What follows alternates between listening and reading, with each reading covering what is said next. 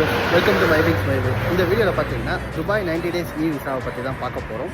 இந்த 90 days visa வந்து already இருந்தது தான், பட் இப்போ வந்து பார்த்தீங்கன்னா புதுசாக வந்து ரெனியூ பண்ணியிருக்காங்க. ஸோ அதோட டீட்டெயில் வந்து தான் கம்ப்ளீட்டாக இந்த வீடியோவில் பார்க்க போகிறோம். இந்த 90 டேஸ் விசா சிஸ்டம் பார்த்தீங்கன்னா ஆல்ரெடி இருந்ததில் நம்ம வந்து லோக்கல் ஸ்பான்சர் இருந்தால் மட்டும்தான் வந்து விசா அப்ளை பண்ண முடியும் அப்படின்ற ஒரு சுச்சுவேஷன் இருந்தது. பட் இப்போ பார்த்தீங்கன்னா இந்த புது ரூல்ஸில் வந்து பார்த்தீங்கன்னா வித்தவுட் ஸ்பான்சர் வந்து நம்ம இந்த விசாவை வந்து அப்ளை பண்ண முடியும் 90 டேஸ்க்கு. ஸோ இதில் வந்து பார்த்தீங்கன்னா க்ரைட்டீரியா சேஞ்ச் பண்ணியிருக்காங்க. அதில் என்னென்னு பார்த்தீங்கன்னா ஃபஸ்ட்டு இனிஷியலாக என்ன சொல்கிறாங்க அப்படின்னா 2000 AED வந்து நம்ம ரீஃபண்டபிள் டெபாசிட்டாக நம்ம கொடுக்கணும். நம்ம ஊர் மதிப்புக்கு பார்த்தீங்கன்னா குறைஞ்சது 45,000 ரூபா ஆகும்.